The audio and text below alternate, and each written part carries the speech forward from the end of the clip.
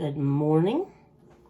Merry Christmas. It is Christmas Eve and I'm cooking the buttermilk scones that we made in cooking class at school, just because I thought it'd be fun to make the recipe for my kids. This is not just a Christmas recipe, just a fun one, easy if you're having people over and you wanted to whip something up. Put some jam with it, maybe some double clotted cream, you know, if you want to go fully British. Otherwise, butter, honey, yum. So I've got most of my supplies out. We're going to mix up our dry ingredients first, and then I will get these guys in the oven, and we'll have something yummy for breakfast in a little while. Had to grab my spoon. All right, so first thing we need is 3 cups of flour.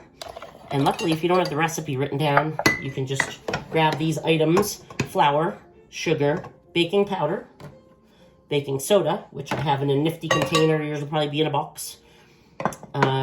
Salt, unsalted butter, and buttermilk. If you don't have buttermilk, I actually treated myself to a container. You're going to need vinegar and regular milk to make your own buttermilk, which is really good. We made that in class, and it works awesome. So just white distilled vinegar. Either one works. So there's your supplies in case things of mine look a little different. All right, first I'm going to just put in all my dry ingredients. Okay. Let me get my spoon. And I have my favorite. This is one of my mom's that we've always had, our silver tablespoon.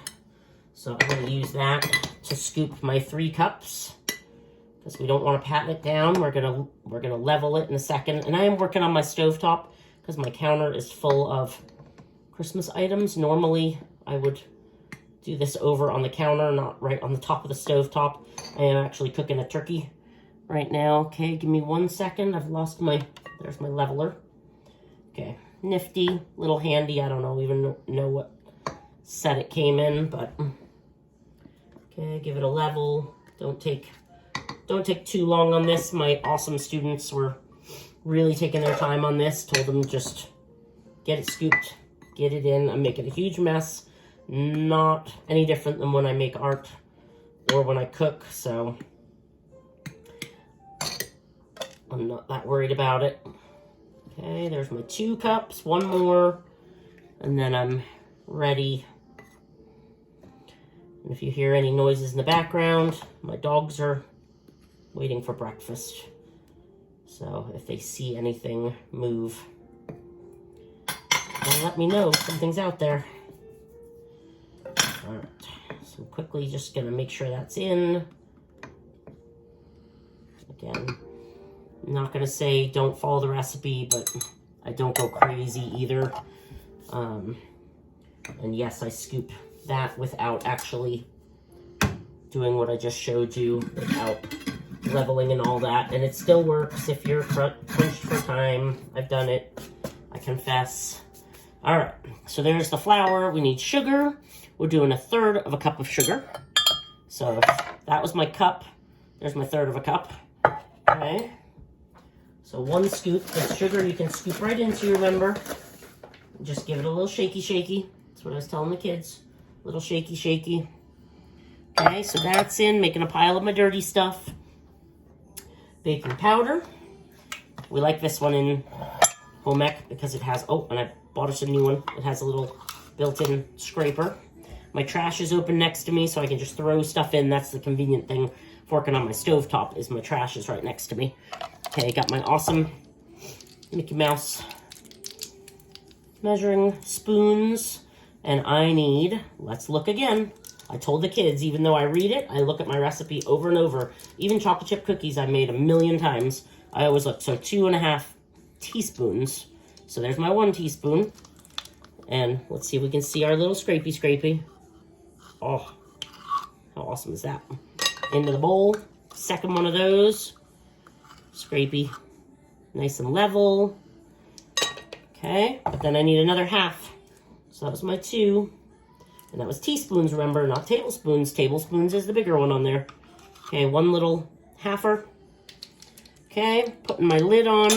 Gonna tuck that aside in case I know I need it for my next dry ingredient. So I'm just putting it to one side, because now I know I need my 2 teaspoons back. Okay, you can give it a quick wipe off on a nice, I keep extra clean dish towels hanging and nearby because I use them all the time, and I do have my apron on, which is great for just wiping off flour and stuff. I don't like floury stuff on my hands very long. It's just an OCD thing that I have. All right, so now we need baking soda. Now again, that was our baking powder. We're only doing a half teaspoon of soda, and again, this is in a, oops, I have the wrong one open, guys. See, mistakes happen. You can watch all the cooking shows in the world. There's still mistakes. They just get to dub them out. Mine you get to see. Okay, so there's a half teaspoon. I didn't really need to pick that up. Don't make extra messes and mistakes. You don't want to be dropping everything. Okay, my salty salt. Okay, another half teaspoon. So this one little half teaspoon guy gets used 3 times in a row. Handy. It's already there and ready. Don't make extra work. And read your directions and the whole thing through first. It's definitely the best way to do it, so you don't miss something you have to prepare, cutting up a vegetable or whatever the case may be, ahead of time. All right, and I've got my butter nearby. Ooh, and I might have to sneeze because I have a cold. Sorry. All right, gave them a quick stir. All right, so here comes we've got all our dry ingredients in now. So we did our salt, flour, sugar, baking powder, salt, and baking soda. Double check yourself. Oh, there's my butter. Okay, so 1 whole stick. Let me turn it around. One whole stick and a half stick. Okay, and again, I set that aside ahead of time. It should be room temperature if you can do it. We don't really like to do the microwave thing, but if you need to just quickly warm it up a bit, you can do that, and it works fine. I'm moving my spoon for a second.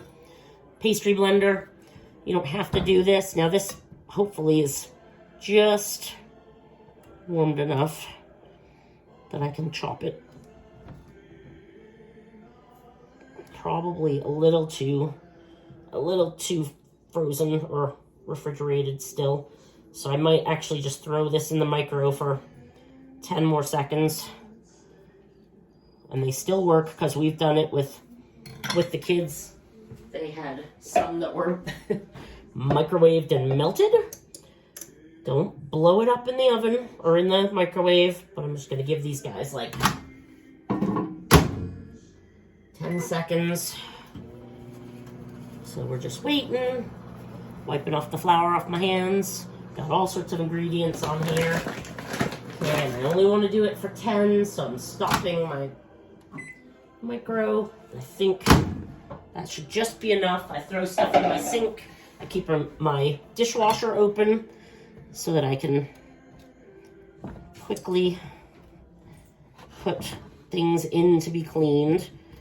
Okay, and now I've got my handy spoon, wooden spoon, or you can get a scraper, whatever your supplies are, they work. I've used a mixture of different supplies over the years, and really things work great. Don't be picky about getting the super expensive ones. You can go get some things at dollar store, and they really do the job. All right. Now, I'm going to break all the rules of what I just told you I was going to do, and I'm actually going to make the buttermilk instead of using my pre-mixed. So, hang on 1 second while I got my Pyrex.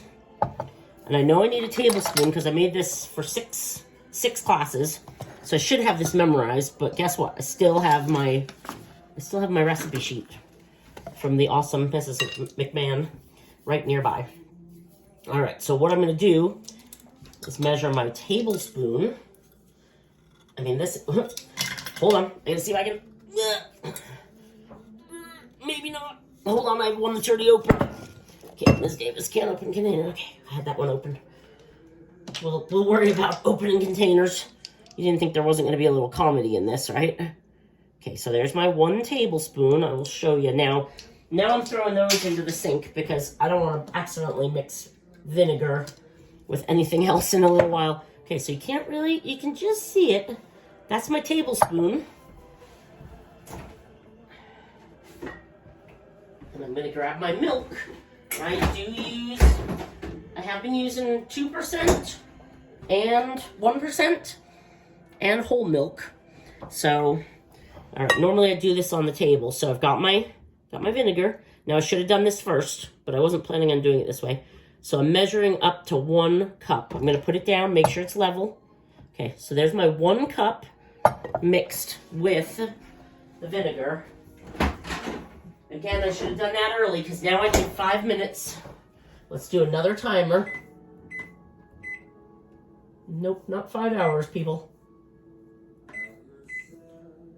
Okay, and I'm really not gonna get 5 minutes on this. I'm gonna give it only about 1. You need to do 5. Once I figure out how to use my microwave. Okay, so I'm only gonna give it a minute. I confess yet again, all my kitchen confessions, oh my gosh, that we did this the other day in class and it still worked, but we're supposed to let it sit for a whole minute. Sorry, Mrs. Tan, or a whole 5 minutes. All right, there you go. Just gave her a little stirry stir. Dishwasher is filling like crazy. Yep, there's nobody fixing my mistakes, so you get this the 100%. So what I've done over here is I'm actually going to use my biscuit container to put them in. I'm going to give it a little spray, and then once this is all done, instead of rolling it out, I'm going to put them into this tray that I love so much. I forgot I have a baking one. I don't know what the difference is in them, probably packaging. Okay, so that was a whole minute. So now that's all ready. So once these are all mixed up, I can put that right into the squares to make my wedges, and I'll have some yummy biscuits to nibble on today. Probably don't need to have those, but I've been trying to get to them all week, and I'm sorry, I've been sick, and so that's what's happened. All right, so buttermilk, let's pretend, beep, 5 minutes have passed. I'm gonna pour it in. I'm sorry, but it did still work the other day. Bad Ms. Davis. All right, I'm gonna put that in the sink. Again, it's got vinegar in it. Don't want to accidentally put something else yummy tasting in that. All right, so it's a down and a twist, down and a twist. You don't have to go through kneading this like if you're making bread. I've found some great chef recipes online that show you how to make really easy yeast breads. There's no yeast in this one, no rising time. They are really fun to make though. I watched my grandmother make fresh bread all the time. House smells delicious if you're selling a house. Make some cookies or some fresh bread. If you haven't been told that by your realtor, come on now. We know candles are good, but get some cookies out there. So this is almost done, and then I'm gonna put them into the tray. I am gonna cook them on the second. I have my turkey going right now on the top shelf, rather the middle to the top of the oven, and then I'm gonna put these in the lower. I could put them in my separate upper oven, but the bottom one's already nice and hot and rolling, so they can share for a little while. I did have it preheated already, but we're supposed to be at 400 degrees, folks. I have to write that on my recipe at the top. I always forget. Things you learn as you're going along. Gives you a couple delays, but you know for the next time. So, just like I've told my students, my mistake of making the chocolate chip cookies back... No, I'm sorry. I think they were peanut butter cookies back in the day with my best friend Joanna, and we mixed up the salt and the sugar. And so, instead of having 1/3 of a teaspoon or a cup probably of sugar, we did a cup of salt. So we basically made Play-Doh. They were disgusting, but lesson learned, because I know I've never done that again since 3rd grade. And I've made a lot of cookies since then. All right, so that was a pretty good amount of mixing. My hands are actually still tidy. If that's a thing for you, you can do all of this with a spoon. You don't want to waste any. No, I'm not eating any of it because it's still like a breadish dough, but I did have students taste testing it. I had teachers that liked it a little doughy when it was cooked. I had some of the students made these so amazingly crispy and brown, and oh, they did such a great job. That was my 6th grade class. So there's my nifty ready to go tray. So I'm going to try and measure a couple of dollops. I mean, these are just fun. And you don't need a tray, and you don't need any special utensils. You don't even really need the pastry blender. You can chop with knives, crisscrossy. So don't run to the store and spend $1 million just because you want to make biscuits. Okay, and obviously this looks ugly, but it's enough to make the 8 wedges, which is actually in our recipe, and that's what the kids had to do too, but they were awesome, and they did super creative, different designs and things. Okay, so you can mush it, you can make it really, really pretty, or you can do the time-saving thing like I'm doing. I'm going to mush it right into there because you guys are watching. I'm going to make it triangular shaped, and then I'm going to stick it in my wedged pan and not panic over it. I'll give it a spin. I love to bake, but until the day when I have to make a souffle for the first time, which I plan to do, and really make sure no mistakes are made, because then it won't work. This is the way I cook. Nothing crazy. And everything comes out yummy. I can see little chunks of butter in this, so it's going to be very interesting to see how these taste. My dogs are getting antsy in the background. I can hear them. They think they're starving. Okay. And it'll move a little bit to fill the pan and puff up a little bit, but nothing too crazy. I think I need to make cookies in this from now on. It's hard to bake in the altitude. In Montana, sometimes my first trays of cookies were flat sheets until I figured out how much to change my recipe to fit Montana. So get a cookbook from the area where you live. Then maybe they figured all that stuff out for you.